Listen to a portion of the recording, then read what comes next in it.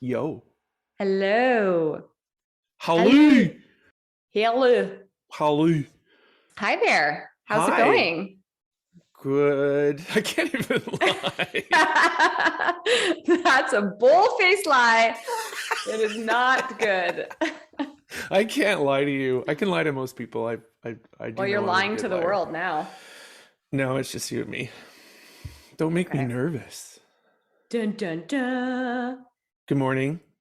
Good morning, Lindsay. I thought we weren't saying good morning anymore. That's like months ago. We've said good morning the last 20 times. I Did I know, I steal your can't get over line? it. Good morning. Yeah. Yeah. Now what am I going to say? That's- Good. Hello. Hey. Good day. I don't Good know. day. Good eye. Let's just do it. Good morning. Welcome to the Two Marketeers, everyone. Yes, welcome. Second last recording of season 2 Is it? before we break for summer. So we're Yeah, going to stop right? at 19? No, this will be 19, then we record one more, that's 20, even 20, and we call it a day, right? Right, I think. I think I've always been off by one on the No, you're one episodes. behind. Yeah, we go by Apple, whatever Apple says. I have not enough coffee in my Two Marketeers mug. Uh-oh. Do you need to pause? Do you need to go get more? No, because this would be my 4th shot of espresso of the day. Wow. Get ready, folks. Fasten your marketing seatbelts. I'm actually really excited about this topic because I don't have a concrete opinion. And I don't think anyone does, actually. So we're going to talk about creative effectiveness. And it's a thing now. And I, as a freelancer, it's threatening in some ways. First things first, what is creative effectiveness? What is it? Okay, so I don't know. I do. Okay, so why don't I let you talk about it? Okay. I will say this. I do think it's truly serendipitous because it totally talks about all the stuff we've been talking about on the importance of emotional connection right now more than ever. Isn't it? Isn't it? And this is where I don't feel much like a strategist. It's heavy. It's a playbook. It is a toolkit. It is all these things. So, what is creative effectiveness in marketing? To define it so that people understand, the key to measuring creative effectiveness is to look at the extent to which the most effective ads drive sales in the short term and contribute to longer term brand equity. So that's what people use to determine if something is creatively effective. So the way that we kind of break that down is to say, let's use the example of a TV commercial. So you're developing a TV commercial, you're going through the strategic and the creative process of it. There are certain things that you can do to make that piece of creative, that TV commercial, technically more effective than a different piece of creative. And so when they say, what is creative effectiveness? It is driving short-term sales and contributing to long-term brand equity. She's pretending she's not reading. I read that one sentence. It's true, though. It was good. I'm not here to technically define anything for anyone. That's what the technical definition of defining creative effectiveness is. Yeah. So, yes. And what's great about it, it's a new thing, right? They say 2019. It's not a new thing. The latter is a new thing, and all the buzz around measurement of creative effectiveness as a sort of metric. I think that so the latter thing that you're going to get into, which is fascinating and incredible, is that specific thing is a new thing. But as a strategist over the last 10 years, I think I've constantly been asked or been being asked, and I'm still asked today, how do we make sure that this creative is more effective? So that has been a question that people have been asking and talking about for a very long time. And as different kind of technologies and platforms and creative ideas and different things have rolled out, there's always kind of different best practices and things that you can implement to make creative more effective. But now I think they are kind of taking it up to an even higher strategic level, which is what you brought forward. And I'm excited for you to share with everyone today. So I have a question. Sure. When you say you've been challenged with that question, how do we make this creative more effective? Is it because there's existing performance of existing creative where the challenge is we're measuring and it's not delivering on what we hoped? No. Okay. It's typically in the upfront development of creative. That's when I'm usually asked that question. So the scenario is you're writing a brief as a strategist for a creative team in an agency environment where you're saying, here's the ask, what we need to do for this campaign. And then within that brief, it could be, or within that scenario, it's actually one of two things where you're proactively going and saying, based on this campaign, and the media that we're using and the different types of things that we're going to be creating. Is it TV? Is it video for Facebook? Whatever it is. Yeah. Are there certain guiding principles that we can use to make those pieces of creative more effective? And then on the other side of it, it would be like, okay, we have these 3 ideas that we think are really great creatively. Are there things we can do to massage the ideas to make them more effective ideas so that they're not just fun and funny or emotional and whatever? Are there different kind of things that we can do to tweak creative slightly that would help make it more effective from a strategy perspective? So is it fair to assume that within this practice, there is a strategy in place? So they know that they're trying to build brand, or they know that they're trying to spike sales, or they know they're trying to build over time. Yes, Lindsay's nodding. Okay. You got it. So there's a strategy in place. Yeah. That's a big piece right there, right? Yes. So that the strategy has been submitted, there's alignment on the strategy, creative ideation happens. And when those ideas are put forth and selected, so they're like, yeah, we think it's good. It's now, how do we make sure it will drive performance towards our strategy? Or help get us to our objectives or land our goals effectively. Okay. And some of it, when you said like, is it about current creative that might be in market already or something that maybe isn't performing or that we're trying to like adjust as we go? That's where in like most of the scenarios I'm in, it's usually after the fact. So it would be like, well, what worked well last year? And are there any insights around that creative that we could bring into this year? It's not usually like mid-campaign where it's like, let's tweak where the tagline goes. Like that wouldn't really be that. Which is exactly the behavior that is the problem. I'll get into that whole sort of creative commitment, they call it, right? In context. So it's like... That's fascinating. Yeah. So what's fascinating to me, and this is really helpful to me because I don't have the same sort of scenarios that you do, because you're upfront, big agency, you have data, hopefully on a good day, and you're really... As a strategist, you're trying to optimize based on data. You're trying to optimize based on existing strategy. Yeah. So that's why you're so damn excited. To someone like me who often, has smaller kind of projects or smaller clients, or have projects for big clients that are much farther down the food chain. Right. And it's kind of like, I could see people going like, well, the creative isn't performing. That's why I asked you that question. Creative's not performing. How do we make sure? And it's that idea of it is just like human-centered design. It is a school of thought, right? And it's kind of saying, now that we can get all this data, let's create a practice, because the way they kind of put this whole creative effectiveness ladder, that is the foundation of, let's say, WARCs and Lions awards, they're the ones who kind of created that aspect. But what I learned very quickly is, any company that does marketing effectiveness awards has their own sort of terminology. So it really opens my eyes when you say, oh, this is not new. So that's really helpful. And what I learned was, because it was just overwhelming for me, because I'm like, what's this creative effectiveness? Creative effectiveness was like, you do your best, right? Like if you're informed by strategy, which I rarely have the luxury. Usually that's why I became a strategist. In the absence of, you're like, someone's got to do this job. Someone's got to get this gig. In the absence of any of the aforementioned criteria, you still need creative effectiveness. So it's going to be a good conversation, because I was really coming at it as, I like this thing that WARC came up with, which is their creative effectiveness ladder. It really, give it a little history. I think they kicked it off in 2019, but it happened in 2020. I'm going to look at my notes, but they're digital now, Lindsay. Oh. The ladder. I like your phone case.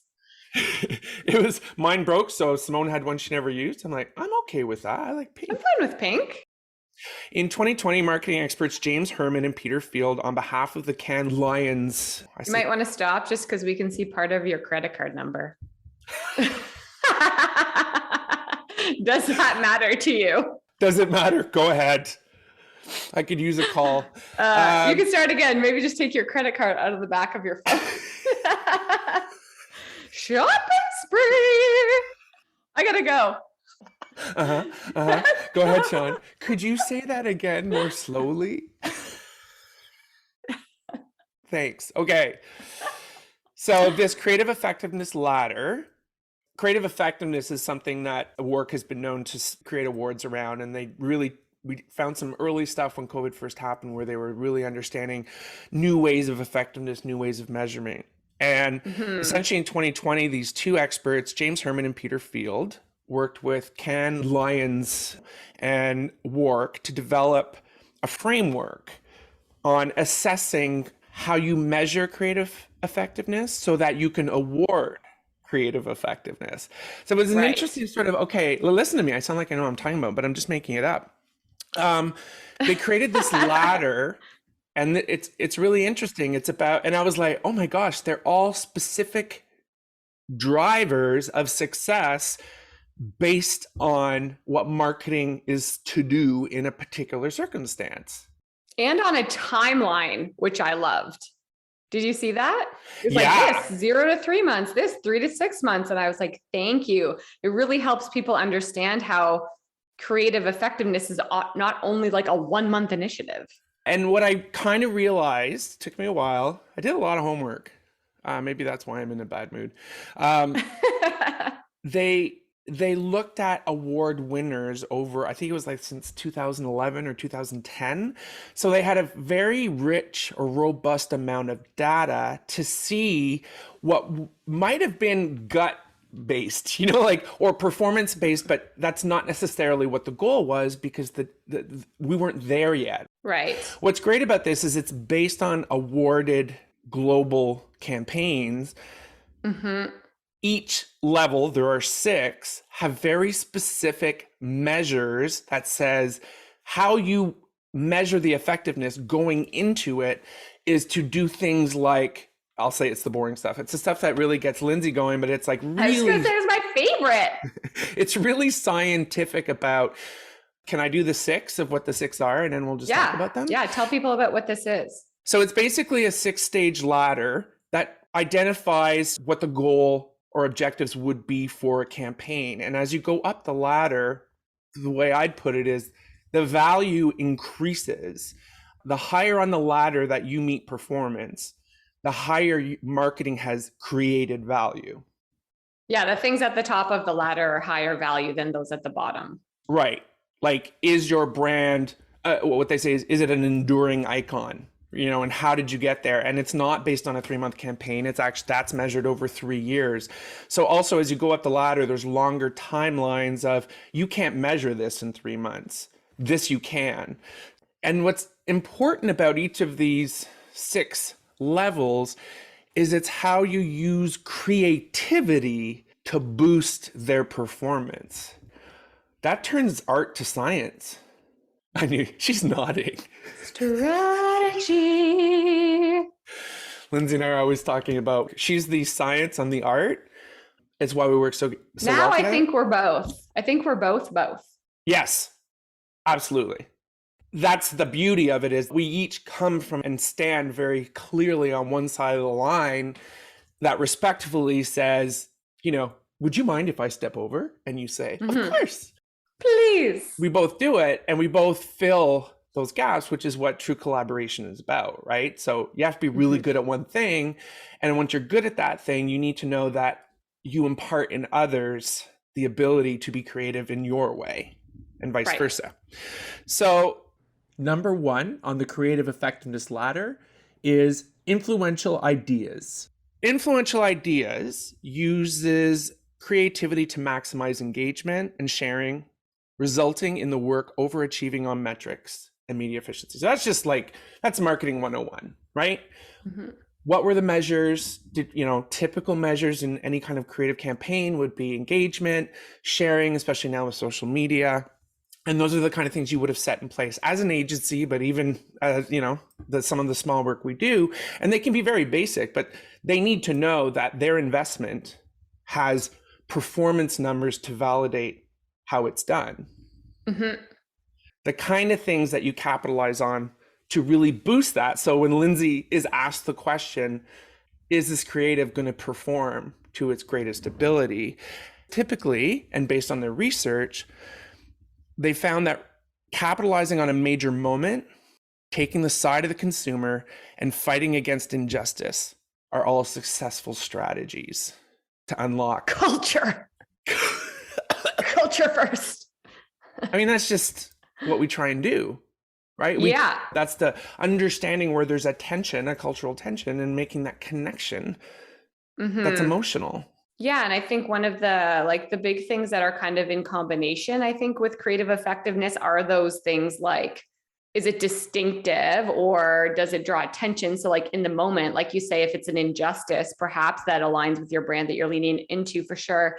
And then the combination of the branding or the role of the brand, right? So it's like, I think a lot of those kind of influential ideas can be like bandwagon things, just because that's kind of the lowest hanging fruit of people are like, oh, that's going to be influential because this is what people are talking about.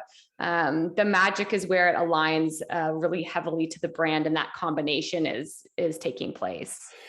But particularly based on conversations we've had over the last few months, is that's why journey mapping is very crucial to this point, because that's how you discover what they're feeling. And I should say mapping in general, right? Empathy mapping, journey mapping, but you have to get into their headspace and their journey to understand what are they feeling and how do you identify that. That injustice could be a razor blade that doesn't, that costs $1 zillion.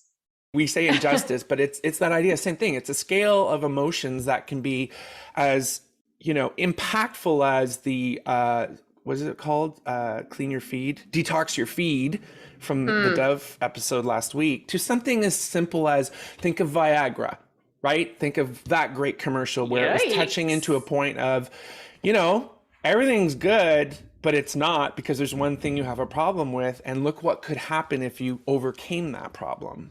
And it was the whistling guy dancing all over the place. So it's at any level. Humor is definitely an impactful way, but this is the way to make sure, when based on the mapping or what we know or the profiles, whatever it is we've done, the mindset now more than ever, do we all agree that this is the way to get them? You're asked it at the get-go, once there's a strategy and once there are some ideas, that now it's like, okay, so how do we pick the right idea? Right. Which in my history has been, it's totally at the mercy of the client, right? You have 3 ideas and we used to literally say, from a design standpoint, they'll pick the one we hate the most. That was just a fun designer game. And it's that idea that that's going away. If you can do this right. Well, I think like the confusion as to what's good is higher than ever, because there's so many channels, there are so many moments, there's a lot of heavy things going on culturally. There's a lot of, differences between younger generations and older generation. Like there's so many elements now that clients don't feel as comfortable as they did 20 years ago going with their gut. So that's where a lot of it comes from, to say, maybe we're working with very seasoned marketers and presenting to CMOs, and they get it and they've been around the block and they know what good creative looks like. But there's so many other factors influencing their decisions now that they're like, I need some help and I need some guidance. And so can we bring a strategy layer to it to say, this idea may be more effective than this idea for these reasons? Yeah, well, you'll love this. Within this particular practice, they also established a measure known as creative commitment. And that incorporates things like the budget, the duration, and what media channels a campaign is provided, right? The greater the spend, length, and number of media channels used, the greater the creative commitment. And what happens when you work on a great campaign for a marketing client is they move on, and then you get the next person. Then it talks about why that's so important, that creative commitment is there's been a decline in creative commitment. Although this research's conclusions of the link between improved creative commitment and higher levels of effectiveness are clear, creative commitment within the industry has been in decline since 2014. So may I hop on a soapbox for a quick second? Absolutely. Are you by yourself? Are you under it? You're not going to hide under it for 10 years like the QR code, are you? No, that soapbox makes me so mad. Okay. Still have it in the garage. This is where it gets confusing because when you think creative effectiveness, you think, how can we make the creative so good that it's more effective? When you talk about creative commitment, the main takeaway is how much money can I throw at it to make it more effective? And those are two separate sides of the same conversation. Yes. So we know from a media channel longevity ad spend, yes, the more money you spend, the longer something's in market because people see it multiple times. That leads to like recall in your brain. It's like spend levels, increase frequency of creative. So that means how many times you're seeing it.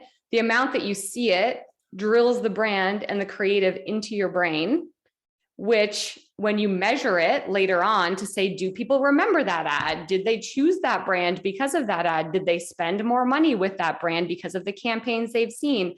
Those measures over time lead that creative to be more effective.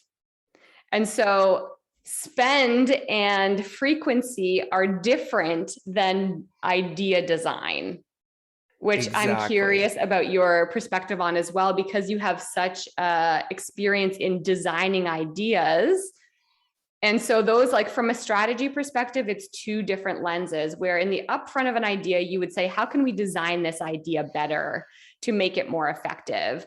And then on the other side of the idea, when you get into channel planning and platforms and where it should go and how much should we spend on Facebook versus Google ads versus this and that, the amount of money and how long something is in market also is what makes it more effective. So that's where it becomes kind of a controversial thing to me, because just because certain brands can spend more money doesn't necessarily mean the idea is more effective. It just has all these other elements in play, like people seeing it more often for a longer period of time. So is it actually a more effective creative idea or not?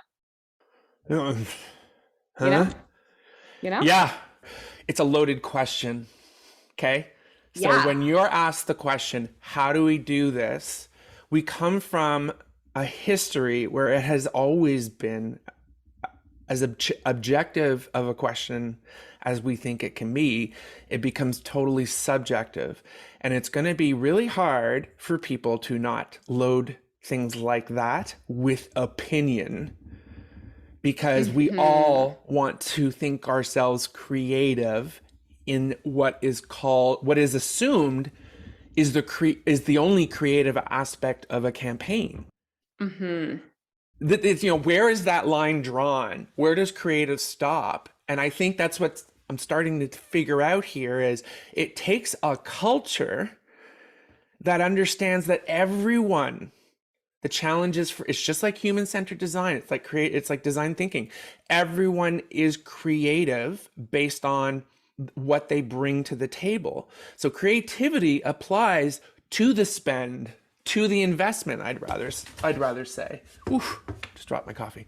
Creativity is it when they say more time, more media channels, people don't attribute, that's just, oh, spend. You want me to spend more? I get it. It's like, no, actually, we want you to invest in the creativity to all of these aspects. So you have the creative of the campaign itself. You have the how you do creatively set measures and play around with media and play around with investment in a way that is creative, because all creative is understanding a problem and a challenge and thinking of applying some old ways, but thinking of new ways to use what you know. And as you apply those new ways, measuring whether these creative ways of media plan or creative ways of measurement. And that's where I kind of went, okay, there's about 4 people in the world I think can use this. Well, that's the thing. It's like, it's such a complex conversation. Yeah. Because I'll go through a scenario. Okay. It's about 5 years ago and, we don't know each other and you're the lead strategist and I come in and I'm the lead creative and someone asks you the question that you first posed. I would go, why are you asking a strategist? Like how we make this creative more effective? Is that the question?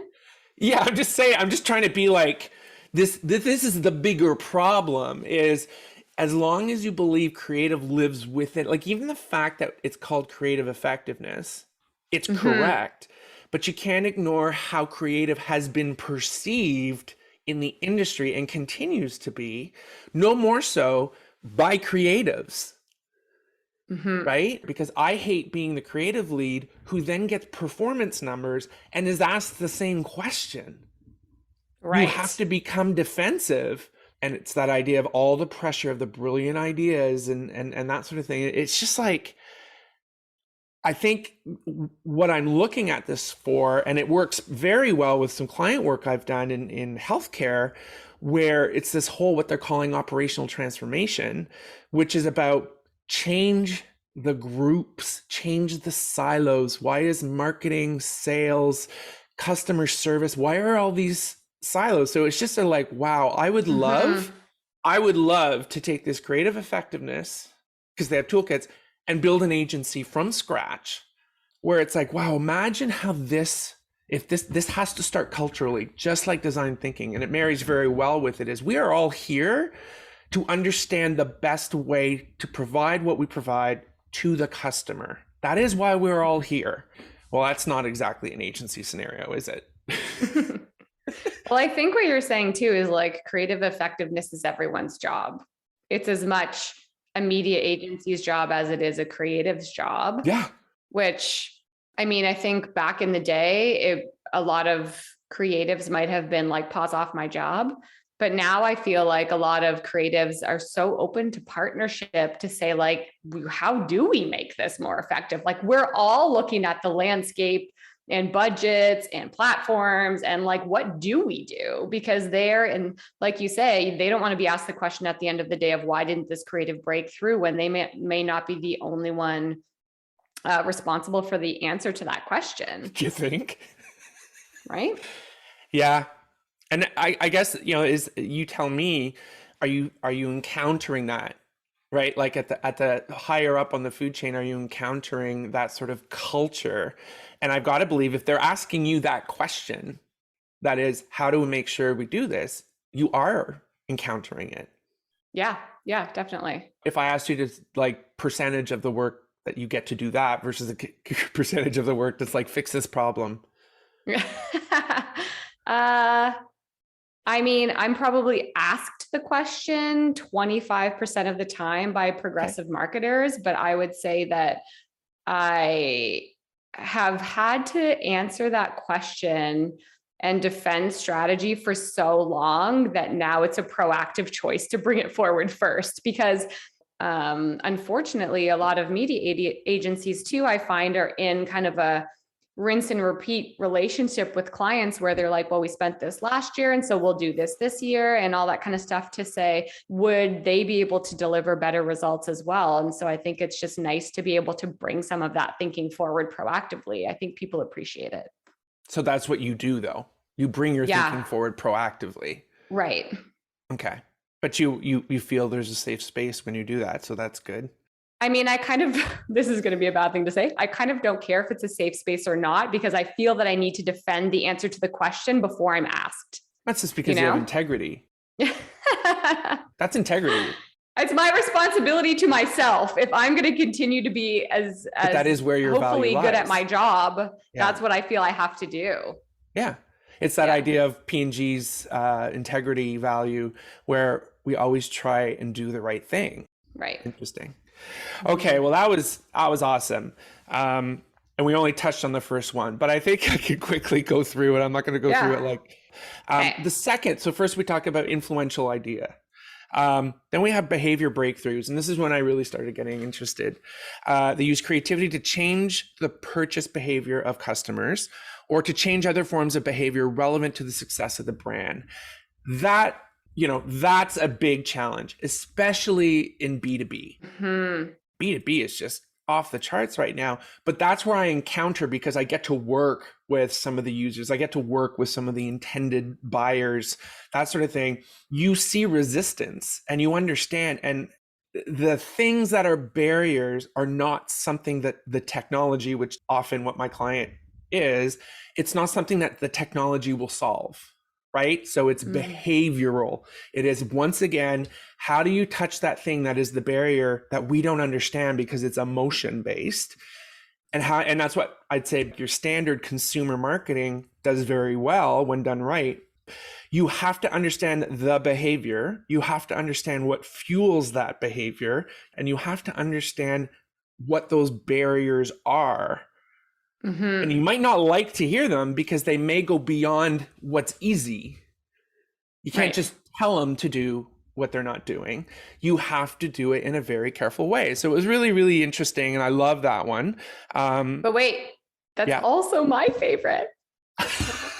Clearly. I feel like the behavior breakthrough one is like influential idea for sure. There's layers of strategy to that.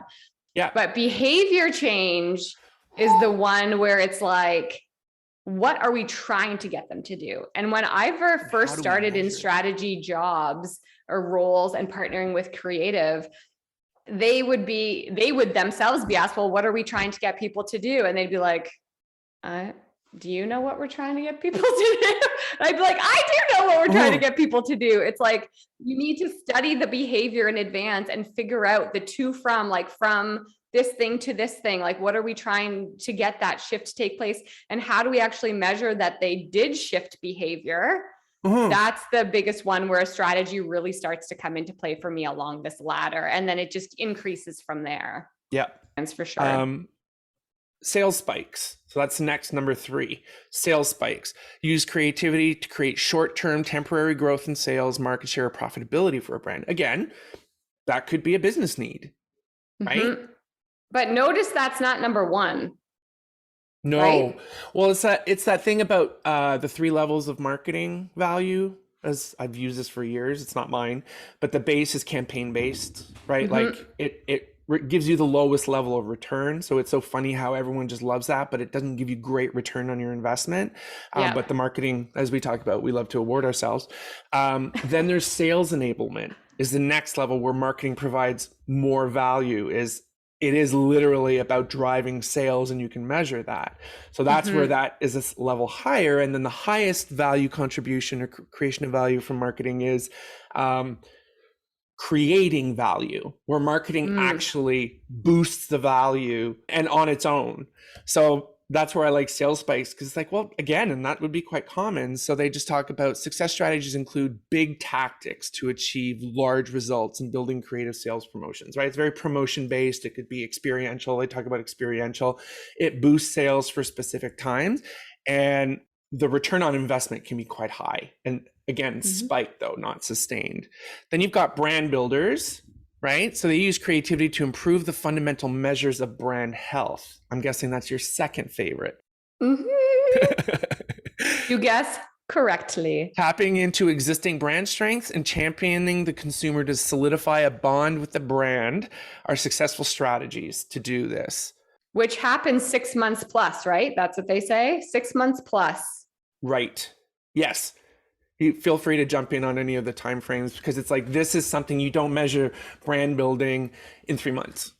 Yeah. Or a 6-week campaign on Facebook is not going to be where you're measuring the equity of your brand growing over time. And it's 6 months, but correct me if I'm wrong, you don't go in it with a 6-month plan. You go in it saying, 3 months in, we have a baseline. 6 months, you start to see how we can improve it.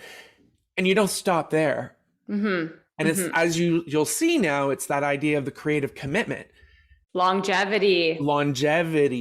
You got it. And the term I hate is spend. If you look at this as an investment, so their whole purpose for doing this is about understanding investment. You'll love this. The decline of creative commitment, right? Mm-hmm. This can be attributed to the increased adoption of smaller budgets, smaller duration campaigns, mainly of which are focused predominantly on online social media platforms. Mm-hmm. And people wonder why they're not seeing long-term impact. Yeah. And it could drive short-term, but that's part of the problem. Additionally, too often brands switch direction at the drop of a hat. I can't even start with this. I cannot. Marketing directors leave, brands get bored or try to be too clever, too reactive, but this doesn't allow for the necessary time or dedication needed for campaigns to truly make a lasting impact. Thank you, sweet baby Jesus. Exactly. If marketers are constantly looking for quick hits or rapid return on investment, which I think is a spend, there is no opportunity to grow or to commit to a long-term brand strategy. Booyah. If you take anything away from this episode, let it be that sentence. Yeah. And then it goes on to, it talks about commercial triumphs, which is like level 5, use creativity to profitably increase sales and market share beyond a single quarter or beyond duration of the campaign. So it's like longevity, like you said, even after the campaign. So you might say the campaign's in market for this amount of time. What happens when we take it off? And what do we come back with? So really interesting stuff. And then the enduring icons. That's number 6, right? It's the Mecca. Use creativity to drive brand and sales growth consistently over a long period of 3 years or more. 3 years or more. And who's ever a marketing director for more than 3 years on one product? I'm sorry. Right. They stick with the same creative strategy or creative work throughout that period, creating sustained commercial outcomes, finding a genuinely enduring insight and committing to the long-term upfront. Exactly. I want to use an example that has popped up in my inbox so many times, and I think recently it was the 10-year anniversary. It's the Snickers, which is absolutely the Snickers campaign. You're not you when you're hungry. And what they have done with it is the case study of this before this was even in place. Right. Yes. And the longevity is that it'll never get tired. I mean, my favorite was always Betty White. And, so basically the main character is a celebrity known for a particular character, typically curmudgeonly. And since 2003, I think, I could be wrong, I might be making it up, but they've been doing this and they just keep updating it and it never gets tired. And it's just a very basic insight. They were probably the brand that first coined hangry, and they just continued to do some really cool stuff at various levels of the ladder. They did this hungerism thing that was really pretty cool. I think you probably know it. And it just keeps going, and it's just a freaking chocolate bar. Yeah. But they've made it mean more in people's lives. Yeah. And it's just the same thing, right? And the beauty of the creative is it's always going to be of the moment, right? Right. You just pick particular talent, you pick a particular scenario, and you target particular demographics or mindsets. It's a beautiful mechanism. And probably one of the best ones ever out there, and you literally hope it never goes away. Right. And that, people, is what I learned in the last 12 hours. And that sums up a very confusing conversation around creative effectiveness. Was it confusing? No, it's a confusing topic. I find as I got back into it, there are limited definitive answers, but there's definitely, I mean, what WARC has done is some really great guidance. So it'll be curious to see over the course of the next little while, other things that people say about creative effectiveness, because I don't think anyone's landed on a concrete thing other than this interesting kind of ladder. So definitely worth checking out. Yeah, and I think I'm so glad we talked it out, and I love that you opened to say like this has been around, because I can see it going the wrong way in the wrong hands, but who cares? Yeah, that's just what change does, right, Lindsay? It's exciting. I think it's a real eye-opener for brands to understand the value of commitment, the value of creative, and where creative lies. And to take some pressure off creative, like answering that question should not be solely their contribution. Like its effectiveness is everyone's responsibility. Yeah, and if it's so liberating, because you don't then get measured by the last campaign you did, which is always the sort of bane of being a creative director, especially at an agency. So it was like you're always measured by the last campaign you did. If it's a long 5-year journey with a particular brand, it solves so much about stick around. Let's do this together. Let's learn as we go.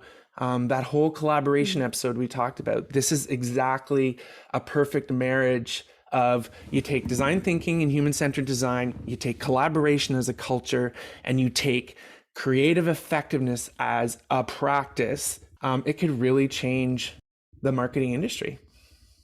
That's a wrap. Whoop, whoop. Great topic, Sean. That was awesome.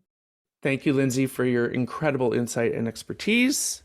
Have a wonderful week. And to you, as per usual.